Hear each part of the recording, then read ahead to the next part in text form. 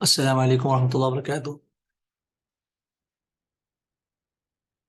उम्रे पर जब हम जा रहे हैं तो घर से निकलने के वक्त ये दुआ तो मशहूर मारूफ है। जब हम घर से निकलेंगे तो ये दुआ पढ़ना है, बिस्मिल्लाहि तवक्कलतु अलल्लाहि वला हौला वला कुव्वता इल्ला बिल्लाह। छोटी और मुख्तसर दुआ है, लेकिन माने के एतबार से बहुत ही ज़्यादा अहम है।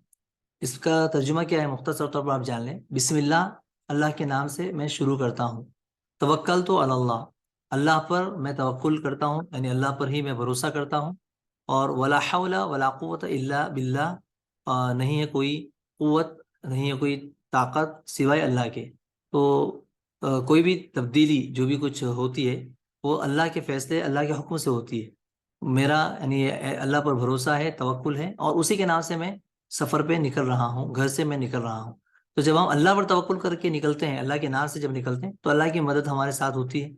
लिहाजा ये दुआ जो प्यारे नबी ने सिखलाई, इस दुआ का एहतमाम हमें करना चाहिए। सिर्फ यही नहीं कि उम्रे पे सफ़र के वक्त, बल्कि किसी भी वक्त जब आप घर से निकले तो इस दुआ को पढ़ कर के जाएं। इसका बड़ा ही फ़ायदा है। एक रिवायत में इसका फ़ायदा बयान करते हुए अल्लाह के रसूल ने फरमाया कि जब ये कलिमात जब हम कहते हैं तो फरिश्ते की तरफ से ये निदा आती है, कुफीता व हुदीता व वकीता, तेरी तेरे लिए कलिमात काफ़ी हो गए और तुझे रहनुमाई कर दी गई और तुझे बचा लिया गया, यानी हर शर से और हर किसी नुकसान से तुझे बचा लिया गया। ये अल्फाज जो है कहे जाते हैं। तो ये बहुत ही जामे दुआएं और इसको हमें पढ़ना चाहिए।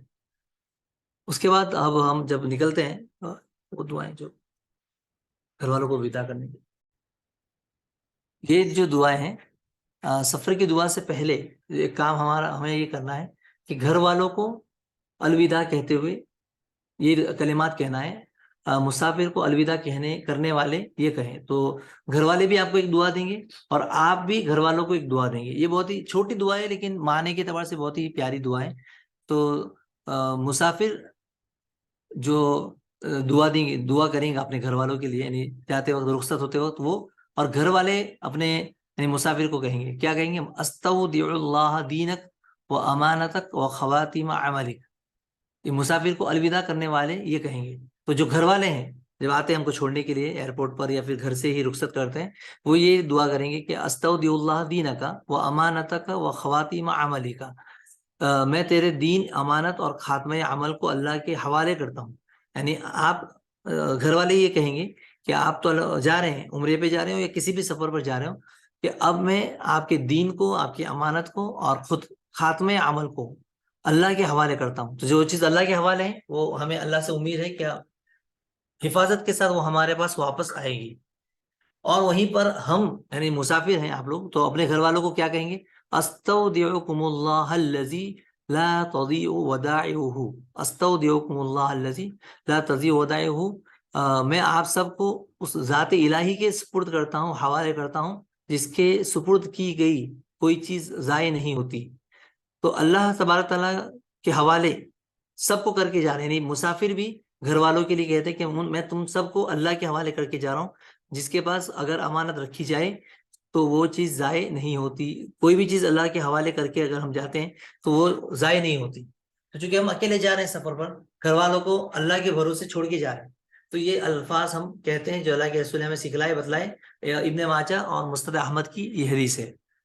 उसके बाद आप सफ़र पर बैठेंगे, यानी सवारी पर बैठेंगे, तो सवारी पर बैठते वक्त जो कलिमात आपको कहने हैं, जो अल्फाज आपको कहने हैं, ये है, सुबहान अल्लज़ी सख्खर लना हाज़ा वमा कुन्ना लहू मुक़रिनीन व इन्ना इला रब्बिना लमुनक़लिबून।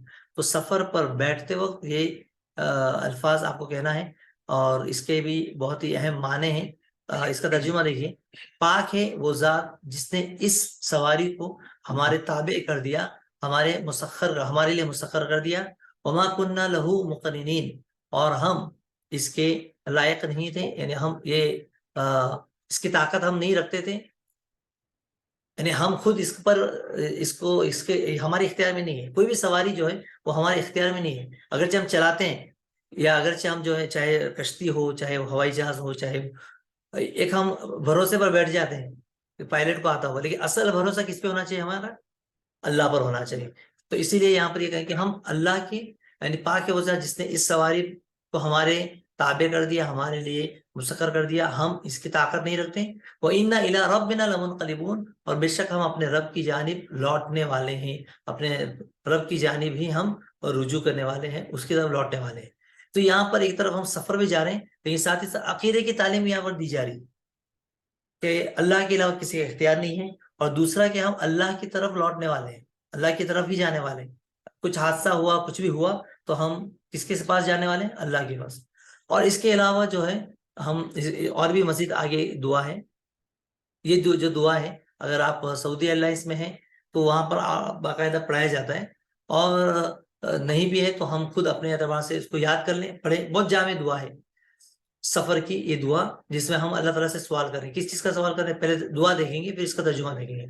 अल्लाहुम्मा इन्ना नसअलुका फी सफरिना हाज़ा अल-बिर्र वत-तक़वा व मिनल अमली मा तर्दा। अल्लाहुम्मा हुव्विन अलैना सफरना हाज़ा वत्वी अन्ना बु'दा। अल्लाहुम्मा अंता साहिबु फिस सफर वल खलीफतु फिल अहल। अल्लाहुम्मा इन्नी अऊज़ु बिका मिन वअताइस सफर व कआबतिल मंज़र व सूइल मुनक़लब फिल माल वल अहल। देखिए, बहुत ही जामे और बहुत ही अच्छी दुआ है। और इसका ये भी सफर की वो जो दुआ है, पहले आप वो दुआ पढ़ेंगे सुबहान अल्लज़ी सख्खरना, और उसके बाद इस दुआ को आप पढ़ेंगे। दुआ का तर्जुमा क्या है? अल्लाहुम्मा इन्ना नसअलुका फी सफरिना, अल्लाह हम आपसे सवाल करते हैं इस सफर में। किस चीज का सवाल करते हैं? अलबिर्र व तकवा, नेकी और तकवा का। यानी अल्लाह सफर में भी मुझे नेकी पर कायम रख और तकवा इख्तियार करने वाला बना। और फिर वमिनल अमल मा तरज़ा, ऐसा ही अमल मैं करूं जिससे तू राजी हो।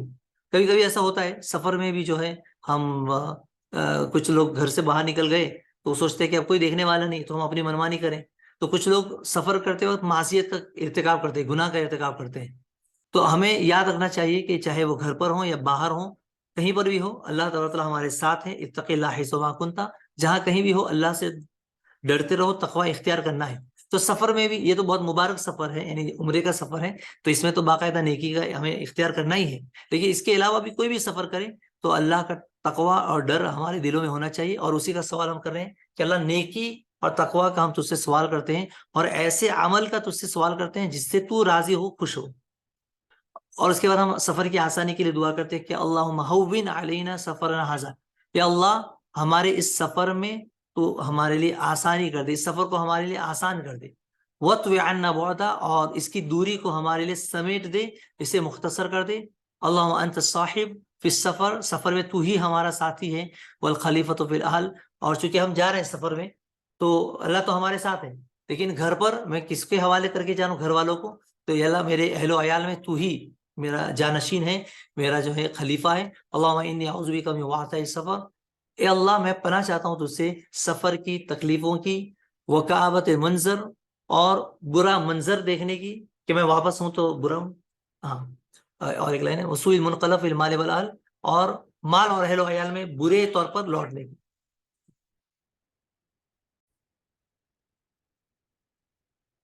अब इसके बाद दुआ दुआ पढ़ लिए बाद हम लोग दुआ बोले तो अब ये कॉमन है, आपको कार में या फ्लाइट में सब कॉमन ही है। अब उम्रा ही बोल के नहीं, आप नॉर्मल सफर भी कर रहे तो भी यही दुआएं हैं, अलग दुआएं कुछ नहीं है। तो उसके बाद एक बार आप फ्लाइट का ड्यूरेशन अपने को हैदराबाद से सऊदी का 6 घंटे रहता, पौने 6, 5:30 अब वो, लेकिन घुमा फिरा के आप 6 घंटे फ्लाइट पकड़ के लेके चलना है।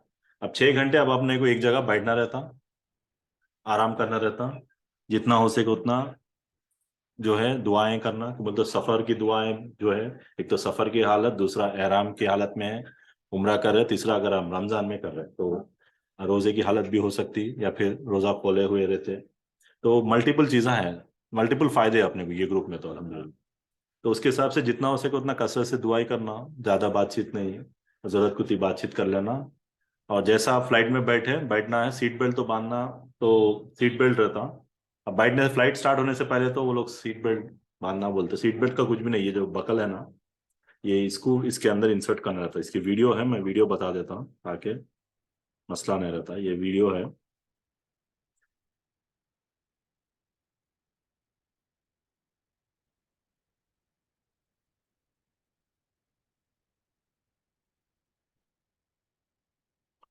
तो ये जो है वीडियो है, खाली वो जो है ना, वो खोले तो खुल जाता हूँ, खोले तो खुल जाता, लॉक निकल जाता हूँ।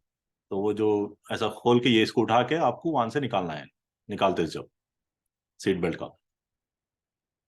इंसर्ट भी वैसे ही करना है। तो ये है ना, पीछे का ऐसा छोटा साइड है ना, वो साइड आपको उसके अंदर ऐसा रख दिए बाद ऑटोमेटिक वो लॉक हो जाता, इसके अंदर आपको इंसर्ट करना रहता। तो सीट बेल्ट का ना मसला नहीं है। कई लोग यहाँ पे परेशान हो जाते हैं, अच्छे अच्छे, हम भी परेशान हुए सोचे पहली बार, तो कंफ्यूज हो जाते हैं, बोलते अलग रहता ना थोड़ा। उसके बाद वो जो छोटी डोरी है ना, उसको खींच लिया तो टाइट होता, अपने हिसाब से आप लूज टाइट कर ले सकते हैं। तो ये सीट बेल्ट कंपलसरी आपको फ्लाइट स्टार्ट होने से पहले बांधना रहता। तो ये सीट बेल्ट बांधने का तरीका है, समझो आप। तो ये खोलने का है। हम्म, तो सीट बेल्ट बांध लिए बाद अब आपको जो है, अब इसके बाद जो है आपको सामने जो ये ट्रे रहती, ट्रे बंद रहना, ऑलरेडी बंद रहती। ट्रे खोलने का ही खोलना है, तो ये ट्रे भी जो रहती है आपको सामने कुछ खाना रख के खाना है, ये चीज़ें फ्लाइट स्टार्ट हुए बाद या कुछ खा रहे पी रहे तो अपन उस पर रख लेके खा सकते हैं, या पढ़ रहे कुछ भी रख सकते हो, सामने ट्रे रहता हो। तो ये तो खैर अभी फिलहाल बंद रहना फ्लाइट स्टार्ट होने के टाइम पे। सीट बेल्ट बांध लिया, और सीट को आगे पीछे भी कर सकते हैं अपन। नॉर्मली आपको वोल्वो बसेस में होता ना, अपने लग्जरी बसेस में पीछे होते सो ये बटन रहता आपके हैंडल के नीचे, ये बटन प्रेस करके पीछे करे तो पीछे हट, थोड़ी हटती है, पूरी नहीं हटती है, तो थोड़ी बहुत हटती है। अब ये जो है फ्लाइट स्टार्ट हो गए बाद, ऊपर गए बाद कर लेना है ये ट्रे खोलना रो, ये पीछे करना रो। लेकिन फ्लाइट स्टार्ट होने से पहले आपको सीट बेल्ट बांध लेना है। दूसरा ये जो है, ये जो पीछे का बैक साइड है, ये स्ट्रेट रहना, सीधा रहना। और जो विंडो जो है खुला रहना बोलते हैं, वो लोग बोलते हैं पूरा हिंदी में, मसला नहीं रहता। और ये ट्रे बंद रहना, ट्रे बंद रहना ऐसा। और उसके अलावा जो है आपको एयरलाइंस में नॉर्मली, सऊदी एयरलाइन में, एयर इंडिया में तो आपको नॉर्मली आपको खाना रहता, उसके साथ पानी होना है, जूसेस भी देते बीच में, तो कौन सा भी जूस अपन पी सकते। तो अगर रोजे में नहीं है तो वो जूसेस वही रहते।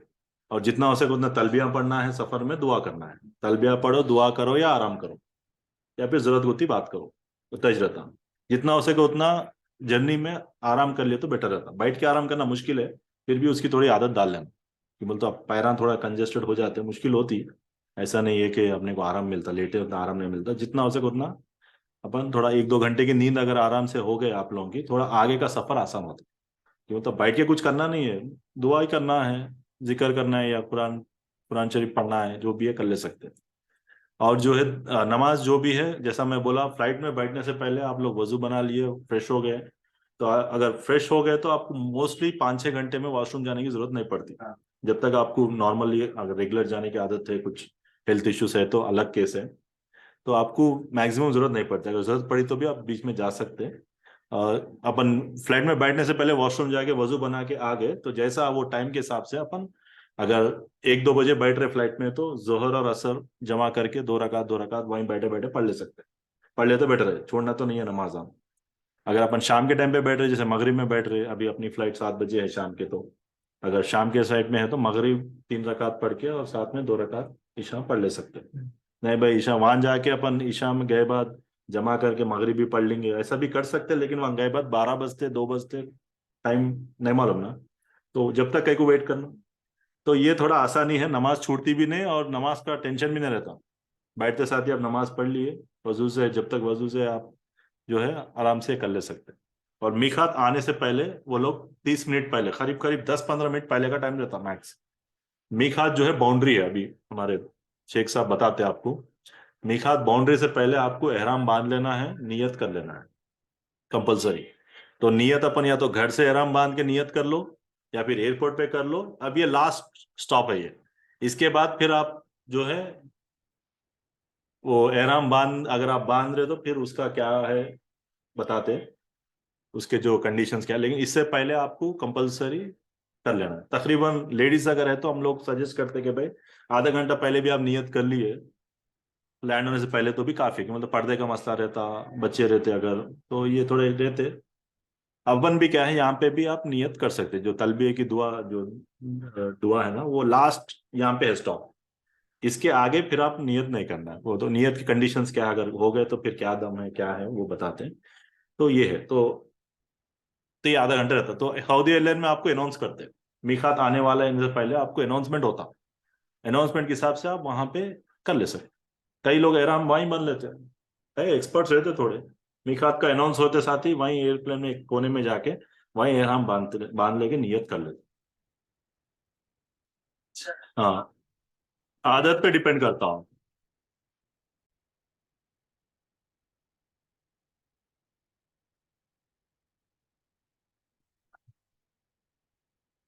उसके बाद हम एहराम बांधने की जगहें, इसी को मीकात कहा जाता है।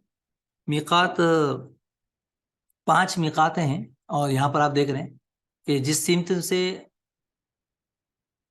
मक्का की जिस तरफ जहाँ जहाँ से आ रहे हैं चारों तरफ से, तो उसी को इन्हीं मीकात कहा जाता है। और ये 5 है। तो नंबर 1 है मदीना, यानी जुल हुलैफा। और यहाँ पर आप देखिए जुल हुलैफा ऊपर ये अहले मदीना की मीकात है, यानी मदीना के रास्ते से जो भी आ रहे हैं या मदीना की तरफ से या उसके पीछे जो भी पड़ रहा है, तो आते आते मदीना की तरफ से जुल्हुलैफा से मीकात के ऊपर से गुजरेंगे। और यहाँ से वो एहराम पहन करके, और एहराम अगर जब पहले से पहना हुआ है तो फिर सिर्फ नियत करना है। और अगर नहीं पहना है तो यहाँ पर आप जो फोटो देख रहे हैं, तो ये 2 फोटो, ये मस्जिद मीकात है। इसको मस्जिद जुल्हुलैफा भी कहते हैं और मस्जिद मीकात। ये बाहर से ये फोटो एक है और एक अंदर से है। तो वहां पर पूरा इंतजाम रहता है। वहां पर जा करके जो है एहराम पहनने के लिए गुस्ल खाने वगैरह हैं, तो गुस्ल करते हैं। और फिर नमाज भी पढ़ते हैं 2 रकात, अलग से 2 रकात नहीं है। यानी मीकात की अलग या मस्जिद मीकात या एहराम पहनने के बाद 2 रकात अलग से नहीं है। अलबत्ता कोई वजू कर रहा है या फिर मस्जिद ही में बांध रहा है और 2 रकात तहियतुल मस्जिद के एतबार से पढ़ रहा है, तो कोई हर्ज की बात नहीं है। कई लोग पूछते हैं कि मीकात से गुजरने से पहले 2 रकात पढ़ना है क्या, तो इसकी अलग से कोई नमाज नहीं है। अलबत्ता आप मस्जिद में हैं तो 2 रकात तहियतुल मस्जिद, या वजू कर लिए तो 2 रकात तहियतुल वजू की नियत से आप पढ़ें, बेहतर है। कई लोग एहराम पहनने के बाद सिर्फ बस में बैठे रहते हैं, कोई मसला नहीं। नमाज का वक्त अगर नहीं हुआ है, हो गया है, आप जोहर असर जिस वक्त भी आप गए हैं उस वक्त नमाज पढ़ करके वहां से निकल रहे हैं, तो फिर जमात के साथ कैसे भी नमाज पढ़ना ही है आपको मस्जिद में। तो बहरहाल चूंकि हम लोग यहाँ से जा रहे हैं तो वो तो जिद्दा होते हुए जा रहे हैं आगे। और उसके बाद जो है अ, जी, जोहफा, मुकाम जोहफा है, ये मुल्क शाम और उसकी जानिब से आने वाले लोगों के लिए मिकात होती है, जिसको आज राबिग कहा जाता है। इसी तरह नजद वालों के लिए अस्सैलुल कबीर आज का नाम है, उसको अरबी में कर्नुल मनाजिल कहा जाता है। ये सारे फोटोज हैं जो कि अलग अलग इलाके से लोगों के लिए है। शाम वालों की तरफ से जोहफा है, और नजद वालों के लोगों के लिए जो है कर्नुल मनाजिल का नाम है। और यमन, तिहामा, और इसी तरह हिंदुस्तान वालों की मिकात ये जो है यलमलम है। तो इंडिया से जो जाते हैं तो ये यलमलम का लिखा हुआ है नीचे, देखिए नाम यलमलम। तो ये फ्लाइट से जब जाते हैं तो ये आता है यलमलम, सादिया इसको कहते हैं आज के दौर में, यलमलम। जी। तो जब आप फ्लाइट से जब गुजरते हैं तो इसके ऊपर से होते हुए आप जिद्दा पहुंचेंगे, लेकिन जिद्दा से पहले यलमलम आएगा। तो वहां पर आपको करीब में आपको बताया जाएगा कि आप लोग मीका से हम लोग गुजर रहे हैं, लिहाजा नियत कर लें या फिर उम्रे की नियत कर लें। वो लोग ऐलान करेंगे, बताएंगे। या अगर कहीं पर इंतजाम नहीं है, बताए नहीं बता रहे, तो भी हमें ध्यान रखना है, मालूम करने की कोशिश करना है, और मालूम करके हम वहां पर ये नियत कर लें आधा घंटा पहले कम से कम। तो उस वक्त आप क्या कहेंगे? लब्बैक अल्लाहुम्मा उम्रतन, ये लफ्ज कहना है, और फिर लब्बैक अल्लाहुम्मा लब्बैक पूरा तलबिया पुकारना है, जैसे कि अभी बताया गया। लब्बैक अल्लाहुम्मा लब्बैक, लब्बैक ला शरीका लक लब्बैक इन्नल हम्दा वन निअमत लक वल मुल्क ला शरीका लक। पांचवी जो है वो है ज़ात इर्क, ये इराक वालों की है, और मशरिक की सिमत से आने वाले लोगों की मीकात है। तो मीकात, ये 5 मवाक़ित खमसा इसको कहते हैं। और ये हुदूद हरम में जो भी दाखिल होंगे इन 5 सिमत से, उनके लिए ज़रूरी है कि वो मीकात से गुजरें और नियत कर लें। एहराम पहनकर ही दाखिल हो, एहराम पहने बगैर यहाँ से दाखिल ना हो। अगर दाखिल हो गया तो फिर उसे दोबारा जाना पड़ेगा मीकात में, और फिर मीकात से फिर उसको एहराम पहन करके नियत करना पड़ेगा। जी, ये दुआ है। अल्लाहुम्मा रब्बस समावाति सबई वमा अज़ललना व रब्बल अर्ज़ीन सब वमा अक़ललना व रब्बश शयातीना वमा अज़ललना व रब्बर रियाही वमा ज़रईना अस्अलुका खैर हाज़िहिल क़रिया व खैर अहलिहा व खैर मा फ़ीहा व अऊज़ु बिका मिन शर्रिहा व शर्रि अहलिहा व शर्रि मा फ़ीहा। तो दरमियान में अगर कहीं आप स्टॉप या रुकते हैं तो ऐसी सूरत में दुआ को पढ़ना है। जी, जिद्दा उतरते वक्त या कहीं पर भी दरमियान में आप रुकते हैं तो तर्जुमा कि यानी ये हमारे परवरदिगार जो कि सातों आसमानों का और जो कुछ वो आसमान साए करते हैं उनका रब है, या जमीनों का और जो कुछ उन्होंने ढांपा हुआ है, या शयातीन का और जो शयातीन ने गुमराह किया उसका भी रब अल्लाह ही है, हवाओं का भी रब अल्लाह है। और फिर हम ये दुआ करें कि असअलुका खैर हाज़िहिल क़रिया व खैर अहलिहा, इस बस्ती की भलाई मैं चाहता हूँ और इस बस्ती के रहने वालों की भलाई मैं चाहता हूँ, और जो कुछ इसमें है उसकी मैं भलाई चाहता हूँ। या अल्लाह, मैं इसके शर से बुराई से पनाह चाहता हूँ, और इसके रहने वालों के शर से और जो कुछ यहाँ है उन तमाम के शर से मैं पनाह चाहता हूँ। तो नेक्स्ट क्या है, हम लोग इंशाल्लाह जिद्दा एयरपोर्ट जब पहुंचे, तकरीबन हर कोई जिद्दा से जाते हैं, जितने भी ग्रुप जाते हैं। अब थोड़े सिलेक्टेड ग्रुप रहते हैं जो मदीना जाते हैं, मदीना से भी सेम प्रोसेस वही रहता। जो भी एयरपोर्ट में आप इंडिया से कहीं भी जा रहे हैं आप, सेम यही प्रोसेस रहता। तो एक बार आप जिद्दा एयरपोर्ट में पहुंचे बाद, अभी थोड़े चेंजेस है जैसे मैं रिसेंटली देखा। तो जैसा आप फ्लाइट से लैंड होते नीचे जाते साथ ही सीधा एक ही रोड रहती, एयरपोर्ट से निकले बाद पूरी पब्लिक जहाँ जाती वहीं जाना रहता। तो जहाँ पे आपकी फ्लाइट लैंड हो रही, वहां से आप निकल के अब आपको जो है इमिग्रेशन की तरफ जाना रहता। इमिग्रेशन जो है जहाँ पे पासपोर्ट सर्विस भी चेक करते हैं। आप अंदर आए ना, दाखिल हुए बाद, अब वहां से जाने के लिए अभी सऊदी एयरलाइन जिद्दा एयरपोर्ट में मेट्रो है, एक मेट्रो ट्रेन रहती। तो अपने सिटी में चल रही मेट्रो वैसी मेट्रो ट्रेन रहती। वहां पे स्टाफ रहता है एयरलाइन का, वो लोग बताते हैं कितने लोग जा सकते हैं, वो लोग वहां तक ही रोक देते हैं अपने को। हर 2 मिनट में और एक ट्रेन आती है, ऐसा है नहीं है। तो वो लोग लिमिटेड रहते, जैसे एक 50 जने 60 जने उतना ही जा सकते, 2 डब्बों की कुछ रहती वो। तो 2-3 मिनट में लेके जाके वहाँ छोड़ देते। तो एयरपोर्ट बड़ा रहता। जैसे अपने को यहाँ पे हैदराबाद में बसेस यूज करते हैं यहाँ से वहाँ ट्रांसपोर्ट करने के लिए, वहाँ पे मेट्रो से नॉर्मली बड़े एयरपोर्ट में सऊदी में दुबई में ऐसे ही रहता। तो वो मेट्रो ट्रेन में चढ़ जाना, वहाँ ठहर जाना, अपना हैंड कैरी ले लेके बस 2 मिनट में फिर अपने को वहां से निकलता। अपने को कुछ कहाँ जाना कुछ देखने की जरूरत नहीं है, पूरी ट्रैफिक पूरी पब्लिक एक ही जगह जाती। हाँ, बस नहीं, अभी अभी नहीं आया, अभी अभी अपना बैग नहीं आया। अभी अपन इमिग्रेशन के पास है, बाद में आता बैग। तो अभी ये इमिग्रेशन जैसा आप आते फिर वहां पे क्या करते वो लोग, फिर आपका जो है फोटो लेते हैं, फिर आपका पासपोर्ट वीजा चेक करते हैं। अब ये प्रोसेस में फिर आपको आधे घंटे से 1 घंटा लगता है यहाँ पे भी। अब वो पब्लिक पे डिपेंड करता है। हज में तो 2 घंटे लगता है कभी आप, हज में अगर आप जा रहे हैं 2 घंटे कम से कम। अब रमजान की ट्रैफिक अपनी कितनी है नहीं मालूम। तो उसके हिसाब से अपने को हर जगह आधे घंटे से 40 मिनट सब्र कर लेना, वेट कर लेना। तो लाइन में अपन जाके फिर वहां पे अपना पासपोर्ट बता दिए, फिर वो लोग वो उसको स्कैन कर लेते हैं, अपनी फोटो लेते हैं, फिर वो फिंगर के प्रिंट्स लेते हैं, जैसा उन्होंने बताया वैसा प्रिंट्स ले लेना। फिर स्टैम्प करके उसके बाद फिर अपना पासपोर्ट वीजा ले लिया, फिर वहां से आगे बढ़े। अब आगे जब बढ़ते तो अब यहाँ पे आगे बढ़े बात, और ये अपने सामान कहाँ पे लेना है तकरीबन फ्लाइट में अनाउंस कर दे।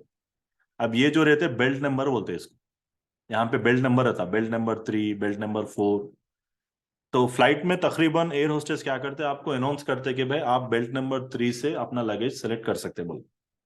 अगर नहीं भी बोले तो भी मसला नहीं है, तो यहाँ पे लिखा हुआ रहता कौन सी एयरलाइन है उसका नंबर। अपने को तो मालूम है ना अपनी कौन सी फ्लाइट से जा रहे हैं, कौन सा नंबर है, वो नंबर के हिसाब से वहां पे जाके अपन ठहर जाना। अब यहाँ पे क्या है, ये लगेज जो है फ्लाइट से उतार के वो लोग यहाँ पे डाल देते हैं बेल्ट पे, जो बेल्ट राउंड घूमता हो। तो उसके हिसाब से अपने बैग तो माशाल्लाह अलग है, दिख जाते हैं। तो बैग ले लेना, बैगों पे थोड़ा अपना नाम कुछ भी कार्ड अलग लिख लिए तो डिफ्रेंशिएशन हो जाता। मतलब अपन जो बैग्स दे रहे हैं सबके बैग एक ही है ना, तो उस पर कुछ ना कुछ एक स्टिकर छोटा लगा लिया आप, लगा के अपना नाम छोटा पीछे की तरफ कहीं भी लिख लो, नहीं दिखे ऐसा। तो यहाँ पे अपने को बैग कलेक्ट नहीं रहता। अगर सेम बैग है कंफ्यूजन है तो फिर वो टैग नंबर है ना, टैग लगाए ना, वो टैग नंबर देख लेके हम अपने फ्लाइट का वो परख ले सकते हैं। तो अब इसमें क्या है, आपको ट्रॉली रहती है वहां पे, ट्रॉली जो सामान रखने के लिए ट्रॉली रहती है ना, वो ट्रॉली ले ले सकते हो। उसमें अगर 2-3 बैगा हैं तो 2-3 बैगा जमा के ट्रॉली में अपन रख ले सकते हैं। तो ट्रॉलियों में फिर वहां पे थोड़े लोग ट्रॉलियां ठहर के भी रहते हैं, पकड़ लेके वो लोग पे करके ट्रॉली देते, पैसे दे के उन्हें क्या करता, अपने बैगा ढूंढ के ट्रॉली में रख के बाहर तक छोड़ के आता, उसके अलग पैसे लेता।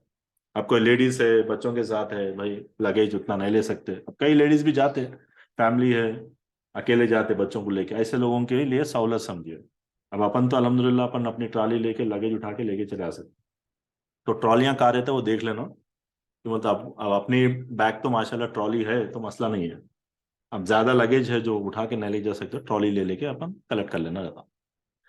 अब उसके बाद सीधा अपना सामान ले लिया, एयरपोर्ट के बाहर की तरफ निकलना रहता। तो बाहर की तरफ जो है बसेस की तरफ जाते हैं। अब वहां पे आपको वॉल्वो के जो जो एसी के बसेस रहते हैं वहां पे पूरा अरेंजमेंट अपने को वहां पे रहता, उम्रा के पैसेंजर्स के लिए गवर्नमेंट की तरफ से है, पूरा वीजा में इंक्लूडेड रहता है।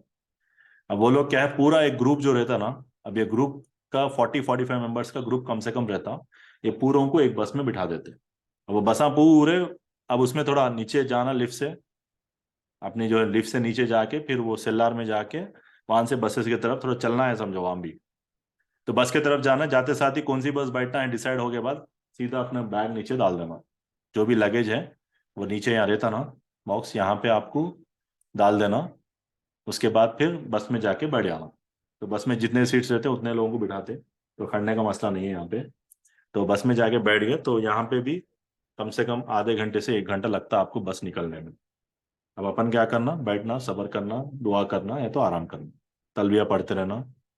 तो यही है, या अब यहाँ पे भी बस में बैठ रहे हैं आप, फिर वही सफर में सवारी पे बैठने की दुआ फिर कोई पढ़ लेना है, सेम दुआ। सेम दुआ आप पढ़ लिए। अब यहाँ पे डिस्टेंस आपको एयरपोर्ट से, जिद्दा एयरपोर्ट से आपको हरम मक्का तक जो है आपको 80 किलोमीटर का डिस्टेंस है। तो ये बस के थ्रू आपको 2 से 3 घंटे लगते हैं ट्रैफिक पे। नॉर्मली नॉर्मल स्पीड में भी 2 घंटे लगते हैं। अब 1 घंटा वेटिंग में ले लिए तो आपको यहाँ से फिर 3 घंटे का सफर, राउंड फिगर 3 घंटे आपको सफर करना है। जितना हो सके उतना और तलबिया बुलंद कर लो आप, कि मतलब और करीब आ गए अपन, कि मतलब आप तो आ गए, हम जिद्दा के पास आ गए बोले तो करीब करीब 2 घंटे का रास्ता है। तो अपन वहां पे आ गए। तो उसके अलावा जो है जब बस में जाते हैं तो वहां पे सिम कार्ड वहाँ लोग देते, वहां पे जो प्रोवाइडर्स रहते हैं मोबाइल ही है, जो जो नेटवर्क प्रोवाइडर्स है, वो बच्चे जो सेल्समैन रहते हैं वो लोग वहां पे सिम कार्ड लेके ठहरे हुए रहते हैं। तो 50 उम्रा का सिम कार्ड पैकेज कुछ रहता 15 दिन चलने वाला, उसके कुछ 50 रियाल कुछ रहते, वो रियाल अपने पास अगर है जब का जब अपन दे दे के अपने फोन दे दिए तो उन्हें सिम कार्ड डाल के जब का जब बस निकलने से पहले एक्टिवेट करके दे देता। तो वो बंदे रहते वहां पे, अपने को जरूरी है भाई सिम कार्ड होना है वहां पे, लोकल नंबर एक 15 दिन 20 दिन चलाने के लिए होना है, कि मतलब इंटरनेट का मसला रहता वहां पे, वाईफाई का तो रिसेप्शन, वाईफाई का मैं होटल पे बताता। तो सिम कार्ड अगर होना है तो वहीं से ले सकते हैं, नहीं भाई वहाँ होटल पे गए बाद उमरा करे बाद 1 दिन के बाद भी अपन आराम से लेंगे बोले तो भी वहां भी सिम कार्ड मिलते, जल्दी कुछ भी नहीं है। अब इमरजेंसी है भाई, नहीं थोड़ा यही मिल जा रहा ले लेंगे बोल तो ले लो, नहीं भाई वहां गए बाद ले ले तो फुर्सत से आराम से उमरा करके आराम मान के आराम से लेंगे। तो बोलते वहाँ सेल्समैन रहते तकरीबन भरोसे के रहते। अब फिर भी क्या है, अपन वहां जाके ले ले सकते, तो उन्हें एक्टिवेट करके दे देता। नॉर्मली मैं वहीं पे ले लेता, तो बोलता अपने को मालूम है तो ले ले सकते अपने को।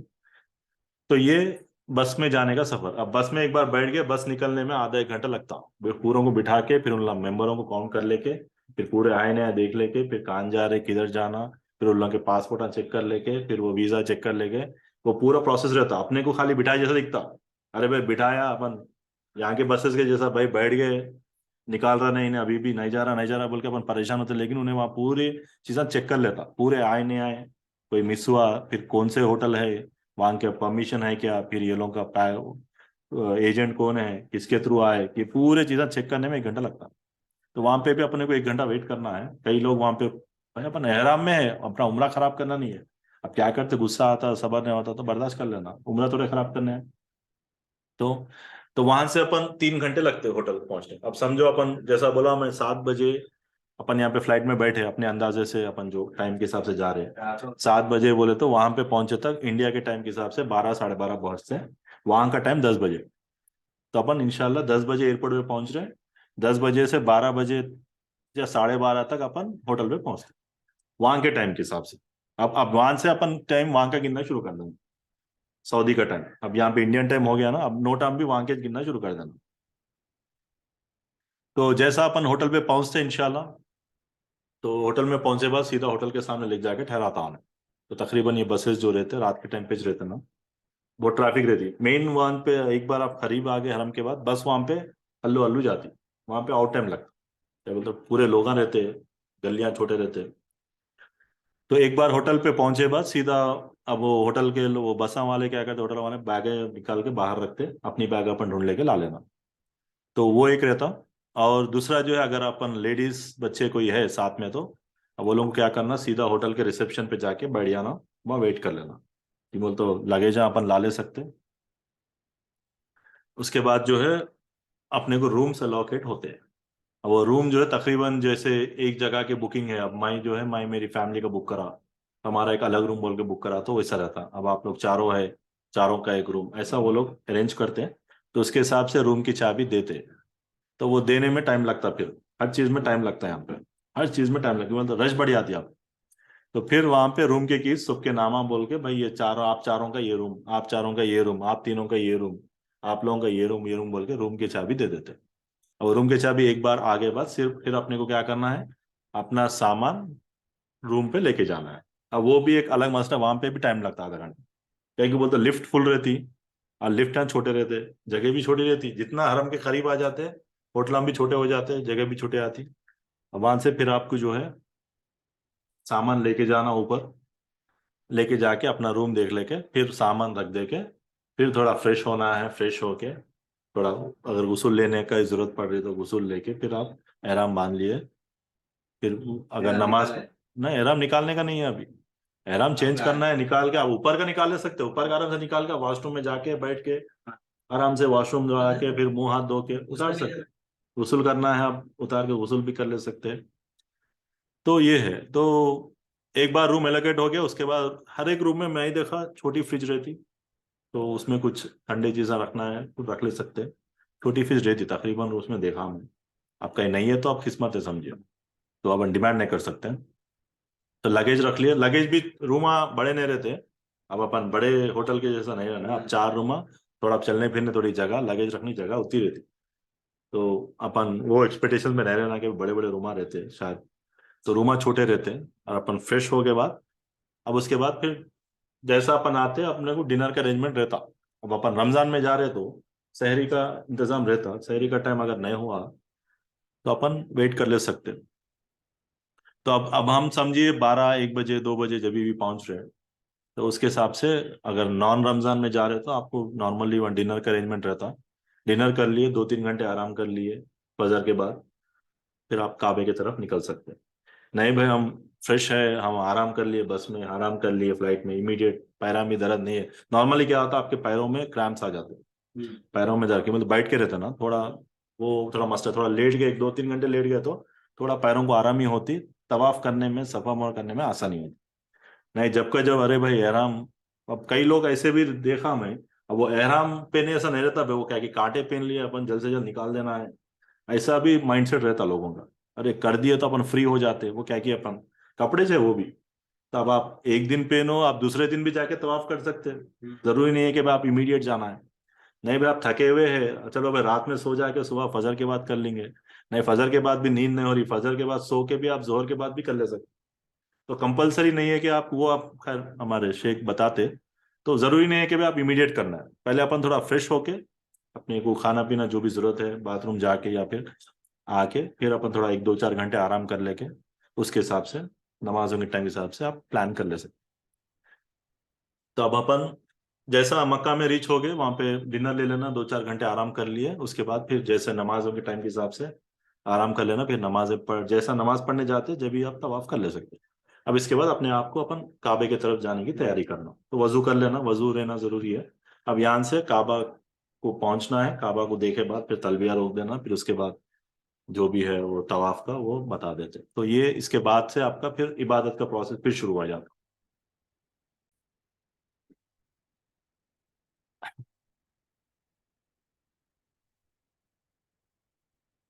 उसके बाद अब हम काबा तक पहुंचने वाले हैं। तो होटल तक अपनी मालूमात आपने हासिल की, तो होटल में पहुंचने के बाद क्या क्या करेंगे। अब आप किसी भी वक्त जो है उम्रे के लिए आ सकते हैं, उसके लिए कोई ऐसा नहीं है कि ये वक्त में आना है या इस वक्त अफजल है। जब भी आपको आसानी है, सहूलत है, आप थकान हो गई आपको, आप होटल पे आराम भी कर सकते हैं। और उसके बाद जब आप आएंगे तो सबसे तलबिया आपको, जब तक आप खाने काबा तक पहुंचने तक तलबिया जारी रखना है। अगर आप होटल पे भी हैं तो आप लब्बैक अल्लाहुम्मा लब्बैक पढ़ते रहें, अज़कार करते रहें, दुआएं भी पढ़ सकते हैं। और ज्यादा बेहतर अफजल ये है कि आप तलबिया ही पुकारें, यानी लब्बैक अल्लाहुम्मा लब्बैक यही पढ़ते रहे। और ये कब तक पढ़ना है, खाने काबा में दाखिल होने तक आपको पढ़ना है। काबा मुसलमानों का किबला है, और खाने काबा को बनाने वाले इब्राहिम अलैहिस्सलाम और इस्माइल अलैहिस्सलाम है। इसके देखिए यहाँ पर आपको लिखा हुआ है कि जो रुकन है, इस इधर के जो रुकन है यानी हजर अस्वद है जो आप देख रहे हैं, ये हजर अस्वद है। और ये ऊपर ब्लैक कलर में इसको क्लॉथ यानी किस्वा कहा जाता है। ये रुकने इसको हजर अस्वद कहा जाता है,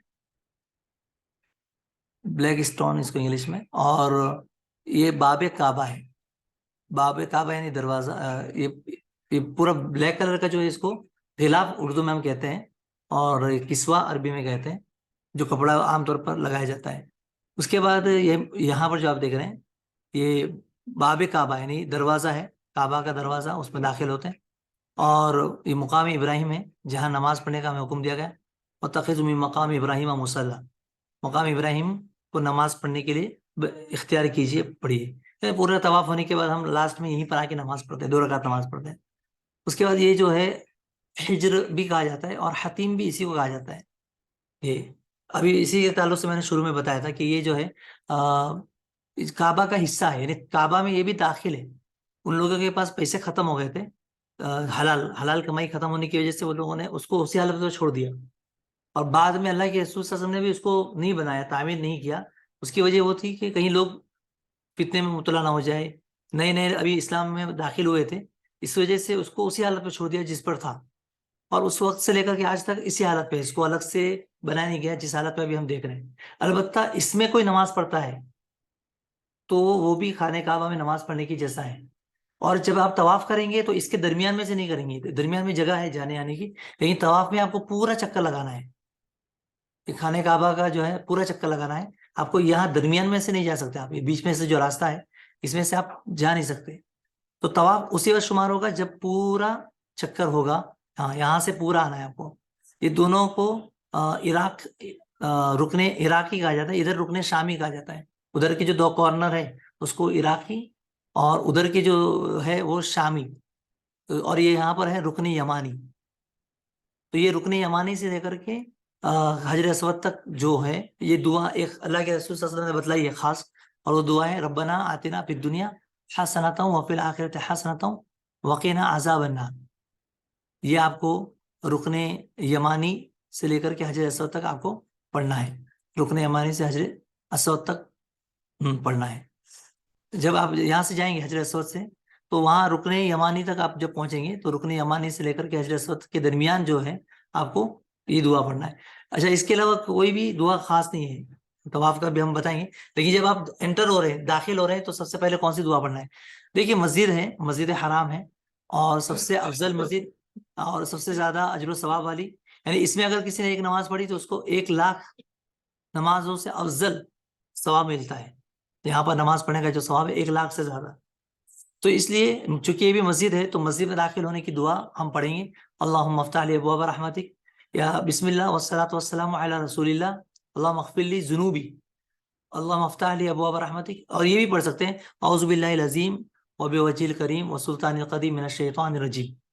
तो ये मुख्तलिफ है, अगर आप सिर्फ एक में भी इक्तफा करते तो काफ़ी है, लेकिन बेहतर है कि हम नबी पर दुरूद पढ़ें और बिस्मिल्लाह वस्सलातु वस्सलामु अला रसूलिल्लाह अल्लाहुम्मा अफ्तह ली अबवाब रहमतिक, इस दुआ को आप पढ़ें, यानी अल्लाह के नाम से, और दुरूद और सलाम हो अल्लाह के रसूल सल्लल्लाहु अलैहि वसल्लम पर, अल्लाह मेरे गुनाहों को बख्श दे, कि अल्लाह अपनी रहमत के दरवाज़ों को मेरे लिए खोल दे। और उसके बाद औज़ु बिल्लाहिल अज़ीम व बिवज्हिल करीम, अल्लाह ताला की यानी अज़मत वाले अल्लाह ताला से मैं पनाह चाहता हूँ, उसके करम वाले चेहरे के ज़रिए से और उसकी पुरानी बादशाहत के ज़रिए से। किससे मैं पनाह चाहता हूँ? शैतान रजीम से, मरदूद शैतान से। उसके बाद जब आप खाने काबा को दाखिल होंगे अंदर, और किसी भी गेट से दाखिल होना है, लेकिन याद रखना है खाने काबा का तवाफ करने के लिए वजू शर्त है, वजू करके आपको दाखिल होना है। या अगर आप पहले से होटल से या रूम से वजू करके आए तो अच्छी बात है, आप डायरेक्ट चले जाएं। लेकिन अगर वजू नहीं है तो आपका तवाफ नहीं होगा।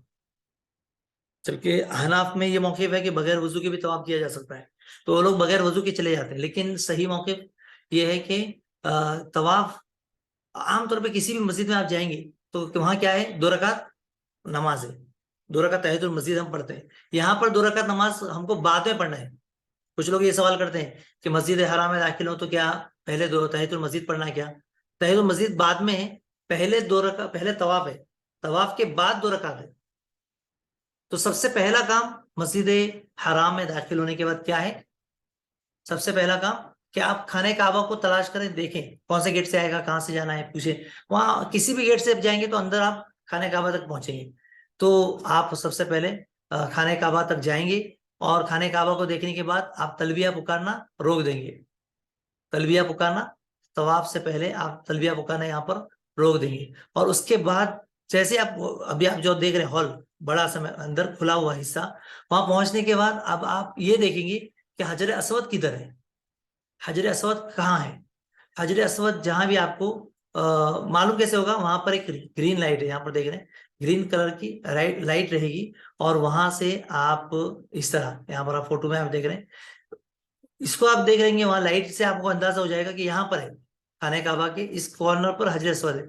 वहां पर आप पहुंच जाएंगे, और पहुंचने के बाद आप अगर एहराम पहन के हैं तो आप आ रहे हैं, लेकिन आप इस हालत में कर देना है आपको एहराम को, यानी आपको अपना दाहिना हाथ खोल देना है। और दाहिना हाथ खोलने के बाद आप, हजर असवद आपके लेफ्ट तरफ होगा, और लाइट जो है वो आपके दाहिने हाथ की तरफ होगी,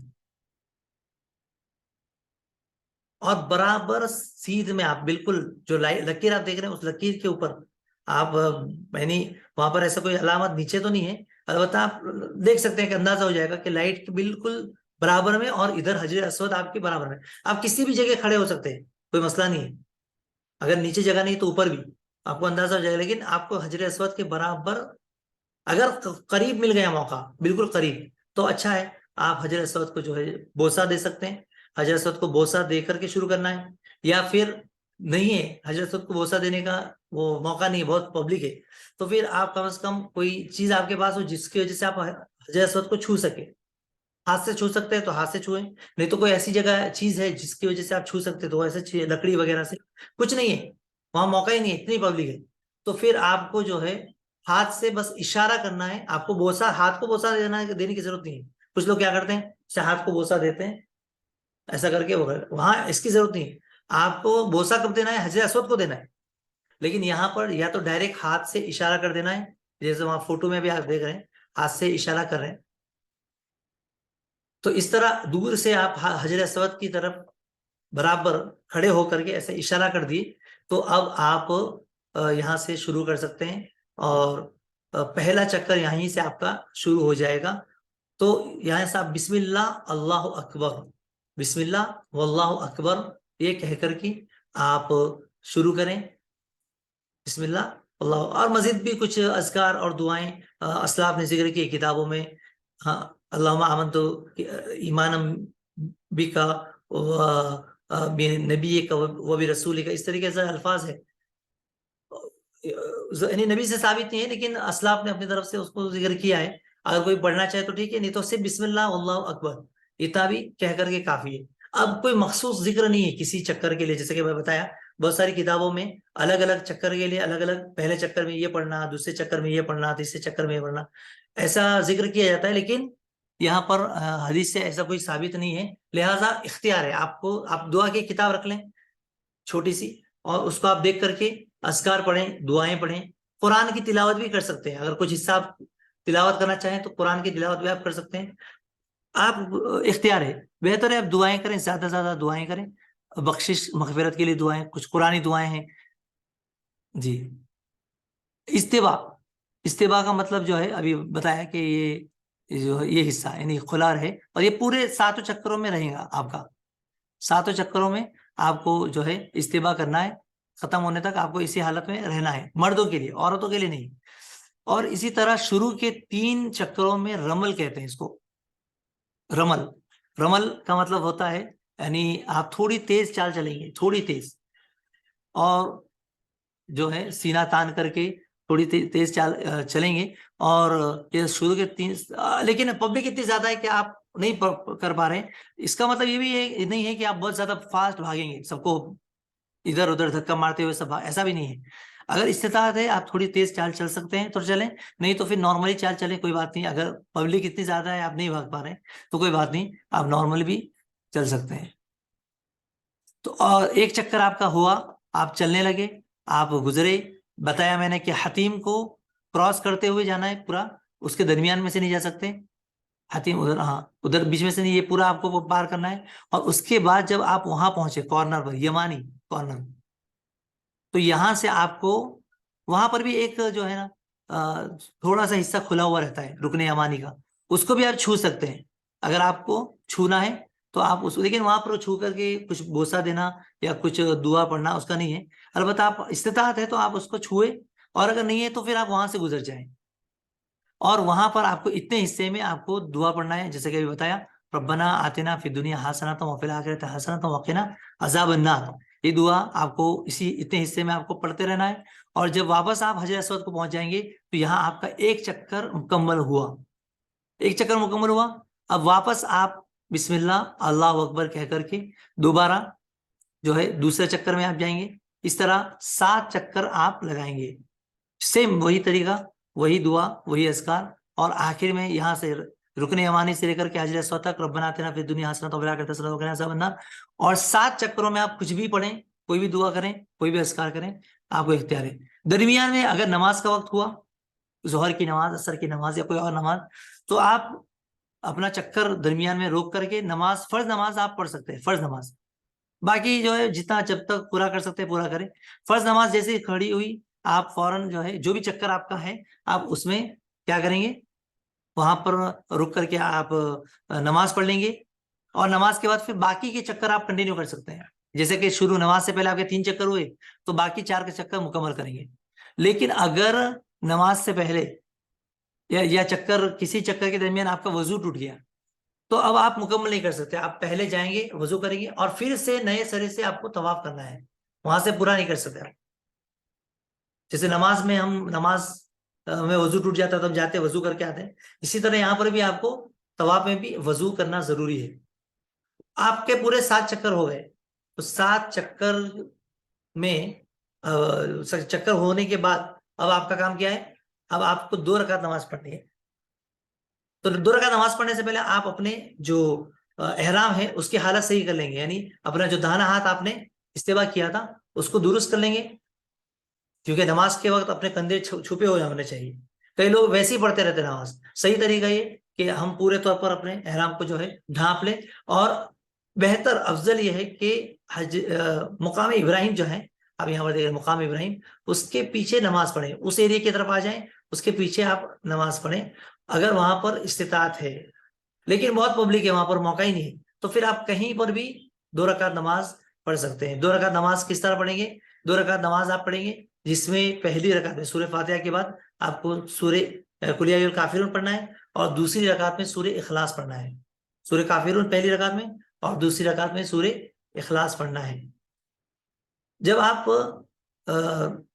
2 रकात नमाज पढ़ेंगे तो फिर खाने काबा की तरफ रुक करके आप दुआ करना चाहें तो कर सकते हैं, दुआ कर सकते हैं। और उसके बाद आपको सही के लिए जाना है, सही करने के लिए जाना है, लेकिन उससे पहले आपको जमजम पीना है। जितना इस्तेदाद है आपको, आप जमजम दरमियान में है बहुत सारे जमजम के वहां पर रहते हैं, तो उसमें आप जमजम पिएंगे। जमजम के लिए कोई खास दुआ नहीं है, अलबत्ता बाद सहाबा किराम से दुआ है, अल्लाहुम्मा इन्नी असअलुका इल्मन नाफिअ व रिज़्क़न वासिअन व शिफा मिन कुल्लि दा, ये दुआ भी है। और इसके अलावा माओ जमजम लिमा शुरिब लहू, जमजम को जिस दुआ जिस नियत से पिया जाए उसमें फायदा देगा। अगर कोई बीमारी है, अल्लाह मुझे बीमारी से शिफा दे दे, ये नियत से पढ़े। या अल्लाह मेरा फला काम होने वाला है, उसके लिए जो भी मशहूर है इमाम इब्न खुज़ैमा रहमहुल्लाह के ताल्लुक से, और दीगर कई असलाफ ऐसे हैं जो मुहद्दिस बनने से पहले उन्होंने अल्लाह ताला से दुआ की जमजम पीते हुए कि अल्लाह मुझे मुहद्दिस बना दे। और उनकी ये दुआ जमजम पीते हुए उन्होंने जो दुआ की थी अल्लाह ताला कबूल की, और आगे चल करके वो बड़े मुहद्दिस बने, हदीस की खिदमत उन्होंने की। तो इसी तरह जो है हम भी अगर नियत करें और जो भी दुआ अगर हम मांगे जमजम पीते हुए, अल्लाह ताला उसको कबूल करता है हरम में। जी। अल्लाहुम्मा इन्नी असअलुका ईमानन कामिलन व यकीनन सादिकन व रिज़्क़न वासिअन व क़ल्बन ख़ाशिअन व लिसानन ज़ाकिरन व हलालन तय्यिबन व तौबतन नसूहा व तौबतन क़ब्ल अल-मौत व राहतन इंदल मौत व मग़फ़िरतन व रहमतन बअदल मौत वल अफ़्व इंदल हिसाब वल फ़ौज़ बिल जन्नति वन नजात मिनन नार। तो ये दुआ भी है, इसको भी आप जो है पढ़ सकते हैं, और इसको भी आप जो है मांग सकते हैं। यहाँ पर भी तकरीबन चीजें बता दी गई है, और यहाँ पर हमने जो है, हाँ, इसमें सारी चीजें आ गई। एक मिनट, 7 चक्कर से फारिग होने के बाद इस्तेबा छोड़ देना है, जैसे कि बताया कि पहले आप इस हालत में थे, अब नॉर्मल आ जाना है। फिर उसके बाद ये मुकाम इब्राहिम के पीछे आपको नमाज पढ़ना है, अगर इस्तेताअत है 2 रकात नमाज पढ़ना है। अगर नहीं है तो फिर आप कहीं भी पढ़ सकते हैं। पहली रकात में सूरह फातिहा के बाद कुल या अल काफिरून, और दूसरी रकात में सूरह फातिहा के बाद कुल हुवल्लाहु अहद। और अगर कोई दूसरी सूरत भी पढ़ना चाहता है तो कोई हरज की बात नहीं है, बेहतर है कि ये पढ़े। अगर बोसा आपने नहीं दिया है हजर असवद को, और 2 रकात पढ़ लेने के बाद जा रहे हैं और हजर असवद को दो बोसा देने का वो वक्त है, मौका है, तो जाएं हजर असवद को बोसा दे, इस्लाम करें। अगर नहीं है मुमकिन तो कोई हरज नहीं, छोड़ दें, कोई हरज की बात नहीं है। आप फिर बाद में कभी भी कर ले सकते हैं उसके लिए। जमजम का पानी पिए और अल्लाह से जो चाहे मांगे, बेहतर से बेहतर दुआ आप पढ़ सकते हैं। अब्दुल्ला बिन अब्बास रजी अल्लाह ताला अन्हु ये दुआ पढ़ते थे, बिस्मिल्लाह अल्लाहुम्मा इन्नी अस्अलुका इल्मन नाफिया, या अल्लाह मैं तुझसे सवाल करता हूँ नफा बख्श इल्म का, व रिज़्क़न वासिया, और वसी रिस्क का, व शिफा मिन कुल्li दा, हर बीमारी से शिफा का। ये बहुत ही जामे दुआ है। और इसके अलावा हमें खड़े होकर के पीना है जमजम। आम पानी पीने के वक्त आदाब ये है कि बैठ कर पिया जाए, लेकिन जमजम पीने के वक्त आदाब ये है कि खड़े होकर के और खाने काबा की तरफ रुक करके हमें जमजम पीने का जो है तरीका बतलाया गया है। लिहाजा इस तरीके को फॉलो करते हुए हमें जमजम पीना है। और उसके बाद क्या क्या करेंगे हम, तवाफ मुकम्मल हो गया हमारा, 2 रकात भी पढ़ लिए, अब सही के लिए जाएंगे, सफा मरवा के लिए तरफ हम जाएंगे। तीसरा स्टेप, ये तीसरा स्टेप है, तीसरा रुकना है। 2 स्टेप हो चुके हैं, एक तो एहराम और उसका तवाफ। तवाफ का पूरा तरीका आपको मालूम हो गया। और अब सफा मरवा के दरमियान सई, इसको कहा जाता है, सफा मरवा के दरमियान सई। तो जब आप सफा मरवा के यानी सफा, चूंकि कुरान में आयत करीमा की जो इब्तिदा है वो सफा से की गई, इन सफा वल मरवा मिन शाइरिल्लाह, इस आयत करीमा को पढ़ना है। तो आपको ये आयत याद कर लें, या तो देख के भी पढ़ सकते हैं। जब आप सफा के ऊपर चढ़ेंगे या सफा की तरफ जाएंगे, तो उस वक्त आप सफा को देखने के बाद, सफा पहाड़ी को देखने के बाद आपको ये दुआ पढ़ना है, इन सफा वल मरवा मिन शाइरिल्लाह, बेशक सफा और मरवा अल्लाह के शायर में से है। फमन हज्जल बैता अव इतमरा, तो जो भी अल्लाह के घर का हज किया या उमरा किया, इतमरा उमरा किया, फला जुनाह अलैहि अन यतवफ़ बिहिमा, तो उसके ऊपर कोई हरज नहीं कि वो यहाँ इन दोनों का चक्कर लगाए। वमन ततव्वा खैरन फ़इन्नल्लाह शाकिरुन अलीम, और जो इसको जो है और बतौर यानी नफली तौर पर करता है, तो ये ज्यादा बेशक अल्लाह ताला शुक्रगुजार और शाकिर और अलीम है, जानने वाला है। तो यहाँ पर देखिए ये हदीस, इसके बाद ये भी कह रहा है, अब्दउ बिमा बदा अल्लाह बिही, अब्दउ बिमा बदा अल्लाह बिही। जी जी हाँ। यहाँ पर इन सफा वल मरवा मिन शाइरिल्लाह ये पढ़ना है, और कहें अब्दउ बिमा बदा अल्लाह बिही। तो ये इसका मतलब क्या है कि मैं वहीं से शुरू करता हूँ जहां से अल्लाह ने शुरू किया। अल्लाह ताला ने शुरू कहां से किया कुरान में, इन सफा वल मरवा, बेशक सफा और मरवा। तो अल्लाह ताला ने आयत में पहले सफा का जिक्र किया, तो अल्लाह के रसूल ने फरमाया कि मैं भी वहीं से शुरू करता हूँ जहां से अल्लाह ने शुरू किया, यानी सफा से। तो चक्कर शुरू कहां से होगा, सफा मरवा का के दरमियान सही जो है चक्कर शुरू होगा सफा से। तो पहले सफा पहाड़ी पर जाएंगे हम, और सफा पहाड़ी पर जाकर के हम चढ़ करके उसके पास ठहर करके किबला की तरफ हो जाएंगे, और फिर कहेंगे ला इलाहा इल्लल्लाह अल्लाहु अकबर। पहले कहेंगे ला इलाहा इल्लल्लाह अल्लाहु अकबर, अल्लाह ही माबूद बारक है, अल्लाह ही सबसे बड़ा है। और उसके बाद आप जो है इस तरह किबले की तरफ होकर के ये दुआ आपको कहना है।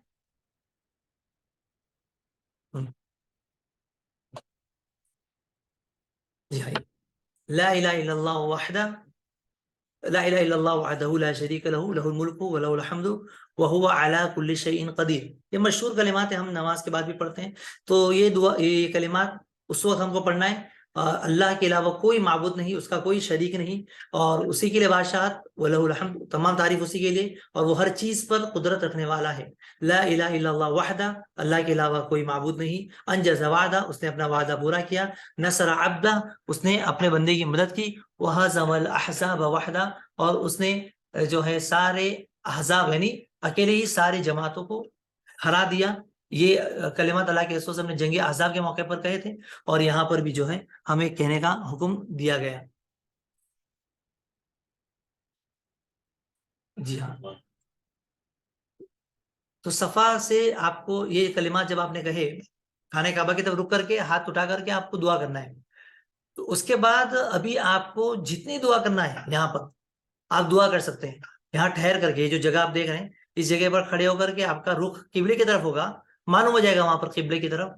तो आप यहाँ से खड़े होकर के आपको ऐसा दुआ करना है।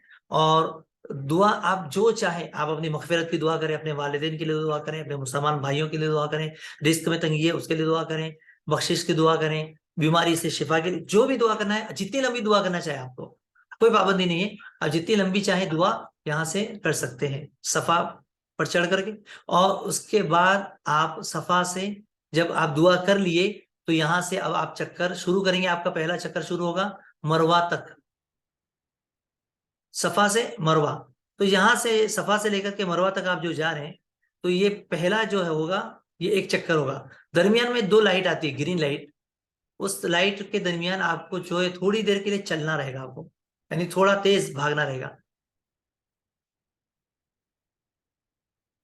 यहाँ पर, हाँ ये देख रहे हैं आप फोटो, ये इसको 2 सबसे लाइट है, ग्रीन कलर की जो लाइट है दरमियान में रहेगी। तो इस दरमियान में जो लाइट है उसके दरमियान आपको क्या करना है, तेज दौड़ना है। तो आप देखेंगे तो आपके साथ कई लोग भागते रहेंगे, आपको अंदाजा हो जाएगा कि हाँ यहाँ पर लोग भाग रहे हैं। तो ये इसीलिए भाग रहे हैं, और के जो है, और ये जब हम यहाँ से भागते हैं तो हाजरा रजी अलैहिस्सलाम, जो कि इस्माइल अलैहिस्सलाम की वालिदा हैं, जब उनको इब्राहिम अलैहिस्सलाम छोड़ करके गए, तो पानी खत्म हो चुका था, पानी नहीं था। तो वो सफा से मरवा, मरवा से सफा 7 चक्कर उन्होंने लगाया और भागते रही, सफा से मरवा, मरवा से सफा। और उसी को यहाँ पर जो है, ये हज के कई अरकान, क्योंकि इब्राहिम और इस्माइल अलैहिस्सलाम की से जुड़े हुए हज के कई अरकान, उम्रे के कई अरकान, इसीलिए इसको यहाँ याद ताजा करने के लिए, और ये इसको उम्रे का रुकना बना दिया गया, हज का भी रुकना बना दिया गया। तो ये ग्रीन लाइट के दरमियान आपको जो है भागना है। और सिर्फ मर्दों के लिए, औरतों के लिए नहीं है, औरतों के लिए नहीं चलना है नॉर्मल चाल। मर्द जो है वहां पर दौड़ेंगे। और उसके बाद पूरे चक्कर में आप जो भी चाहें दुआ पढ़ सकते हैं, कुरान भी पढ़ सकते हैं, या फिर जो भी आप पढ़ना चाहें पढ़ सकते हैं। लेकिन दुनियावी बातों से, गपशप से, हंसी मजाक से, वीडियोग्राफी और बस इधर उधर बकवास करने से अपने आप को रोकना चाहिए, बचाना चाहिए। तवाफ में भी वही मामला है, और सही में भी ये इबादत है, आप इबादत में है। तो ऐसा ना हो कि इतना खर्चा हम करके जा रहे हैं तो हमारी इबादत कहीं अल्लाह के बारगाह में नाकाबिल कबूल हो। इसलिए हमें बहुत डरना चाहिए और इबादत पे ही तवज्जो देनी चाहिए। जी, जब आपने, जी एक मिनट, चक्कर लगाया आपने पहला चक्कर, अब आप जब मरवा पे चढ़ेंगे, जी हाँ, यहाँ पर देखिए, मरवा पर जब आप चढ़ेंगे तो मरवा पर भी वही अल्फाज कहेंगे जो आपने सफा पे कहे थे। ये सफा से आपने पहला चक्कर शुरू किया, फिर दूसरा मरवा पर, फिर मरवा पर जाकर एक हुआ, जी, तो एक हुआ, फिर वापस यहाँ से वापस गए तो इस सफा पर आए, ये कितना हुआ, 2। सफा से शुरू किया था, सफा पर आने तक 2, यहाँ फिर 3 मरवा पर, फिर वापस वहां गए चौथा, फिर वापस ये इधर गए मरवा पर 5, फिर यहाँ आए 6। तो खत्म कहाँ हो रहा है, मरवा पे खत्म हो रहा है। मरवा पर हमारा 7वां चक्कर खत्म हो रहा है। मरवा पर भी आप जाएंगे तो वहां पर भी एक पत्थर, जिस तरह यहाँ पहाड़ है वैसे वहां पर भी पहाड़ है, वो पहाड़ पर बैठ भी सकते हैं आप, बैठ भी सकते हैं, चल भी सकते हैं। खड़े होकर के हम ये दुआ पढ़ें जो ला इलाहा इल्लल्लाह वहदहू ला शरीका लहू लहुल मुल्कु। अब ये पढ़ने की जरूरत है, आयत पढ़ने की जरूरत है, इन्ना सफा वल मरवा, ये जो कलिमात है ला इलाहा इल्लल्लाह, इसको हर मर्तबा आपको पढ़ना है। जब भी आप सफा पे पहुंचेंगे तब एक मरतबा आपको ये पढ़ना है, और जब मरवा भी पहुंचेंगे तो आपको एक मरतबा पढ़ना है। अलबत्ता उसके बाद आपको इख्तियार है, आप दुआ, दूसरी दुआ पढ़ना चाहे पढ़ें, या कुछ देर दुआ भी करना चाहे करें, और बाद में दरमियान में जब चक्कर लगाते हुए आपको दुआ पढ़ना है। तो सफा से मरवा ये आपका जो है हो गया। ठीक है, तेजी से चलना, तेज रफ्तार में चलना सुन्नत है। लेकिन अगर कोई बुजुर्ग है, किसी वजह से वो नहीं चल सकता या फिर चल ही नहीं सकता, तो उसके लिए व्हील चेयर का भी इंतजाम रहता है दरमियान में, कोई तकलीफ है तो व्हील चेयर का इंतजाम भी रहता है, तो तब भी वो अज़कार वगैरह पढ़ते रहें। जैसे हमने बताया था कि तवाफ करते वक्त वजू शर्त है, लेकिन सही के दरमियान वजू शर्त नहीं है। सही करते वक्त वजू अगर किसी का एक चक्कर में 2 चक्कर में वजू टूट गया तो अब वो दोबारा वजू करने जाने की जरूरत नहीं है, वो अपने पूरे 7 चक्कर पूरे कर सकता है। सही के दौरान भी कोई मखसूस दुआ या जिक्र नहीं है, तो कोई भी दुआ आप कर सकते हैं। दुआ की किताब रख लीजिए, उसी को दोहराते रहें, या फिर कुरान की तिलावत भी आप कर सकते हैं। उम्रा करने वाले के लिए सही के दौरान इस्तेवा नहीं है, यानी जो हमने जैसे तवाफ करते वक्त कंधा खुला रखा था हमने दाना, तो यहाँ सही करते वक्त हमारा कंधा खुला हुआ नहीं रहना चाहिए, पूरे तौर पर हमारा कंधा जो है ढका हुआ रहना चाहिए। तो सफा से मरवा, मरवा से सफा, आपने 7 चक्कर आपके हो गए, और मरवा पर आपका चक्कर खत्म हुआ। खत्म कहां हुआ आपका चक्कर? 7वां चक्कर कहां होगा आपका? मरवा पर। तो मरवा पर जैसे आप पहुंचेंगे आपका 3 रुकन खत्म हो गया। यानी पहला रुकन क्या था? एहराम। दूसरा क्या था? तवाफ। और तीसरा क्या है? सफा मरवा के दरमियान सही। अब ये तीनों खत्म हो चुके हैं। अब आखिरी स्टेप बचता है आपका, और वो है बाल मुंडवाना या कटवाना। ये आसान है, इसमें कुछ भी टेंशन नहीं है। इसमें आपको जो है बाल काटना है, लेकिन इस सिलसिले में भी याद रखें कि बालों को बस ऐसे ही कभी कभी करते हैं, एक दूसरे का काट लेते हैं, थोड़े थोड़े, थोड़े इधर से थोड़े उधर से, ऐसा नहीं करना है। बल्कि जो है पूरे बाल को मुड़ाएं, या फिर पूरे पूरे बाल का कसर कराएं। बाल कटिंग कराना है तो भी पूरे बालों को कराना है। तो इस सिलसिले में जो है, और ये भी 7 चक्कर पूरे हो जाने के बाद आप या तो वहीं पर सहूलत तो भी कर सकते हैं, या फिर बेहतर है बाहर निकल गए, बहुत सारी बार्बर शॉप रहती है, वहां पर किसी भी दुकान में चले गए, 10 रियाल 15 20 रियाल जो भी लेता हो, आप कटिंग करा लिए। बेहतर है आप पहली मरतबा अगर उम्रा कर रहे हैं, और पहली मरतबा या बाद में भी कभी भी आप करें, अफजल क्या है? हलक कराना है। तो आप पूरे सर के बाल मुड़ा दिए तो ये ज्यादा बेहतर है, अफजल है। अल्लाह के रसूल ने दुआ की है ऐसे लोगों के लिए, रहमल्लाहु अल मुहल्लिकीन, हलक कराने वालों के लिए अल्लाह ताला जो है रहम करे। लिहाजा बेहतर है, अल्लाह के रसूल की सुन्नत है कि हम हलक कराएं। बाल कटाने में भी अफजल क्या है कि दाहिनी जानिब से शुरू करें। तो मर्द के लिए सर बाल मुड़ाना अफजल है, दाहिनी जानिब से वो शुरू करें, ये रसूल की सुन्नत है। और औरत है तो बालों को इकट्ठा करें, पूरे बालों को, और आखिर में उंगली के पोरे के बराबर, एक उंगली 1 इंच जिसको कहें, आप जो है उसको क्या करें, काट ले, कैंची से काट ले। तो यही औरतों का हो गया उनको जी। और इसी के साथ साथ उम्रा मुकम्मल हो जाता है। जैसे बाल काट लेने के बाद आप वो एहराम उतार सकते हैं। अब जाएं, गुस्ल करें, और एहराम निकाल करके आप अपना नॉर्मल कपड़े पहन सकते हैं। तो ये यहाँ पर अल्हम्दुलिल्लाह आपका मुकम्मल उम्रा हो चुका है। और जैसा कि उन्होंने सवाल किया था, अगर किसी का यानी कोई भी रुकन छूट जाता है, या ये खास तौर पर महजूरात एहराम, एहराम के जिस चीज से रोका गया है, वो अगर वो कर लेता है जानबूझ करके, तो उसके ऊपर एक फिदिया लाजिम है, दम देना उसके ऊपर लाजिम है। यानी एक बकरी कुर्बानी करना होगा, और उसके गोश्त को मक्का के फुकरा और मसाकिन को तकसीम कर देना होगा। अगर मीकात से भी गुजर गए, मीकात से भी गुजर गए बगैर नियत किए हुए, तो उसके ऊपर भी यही है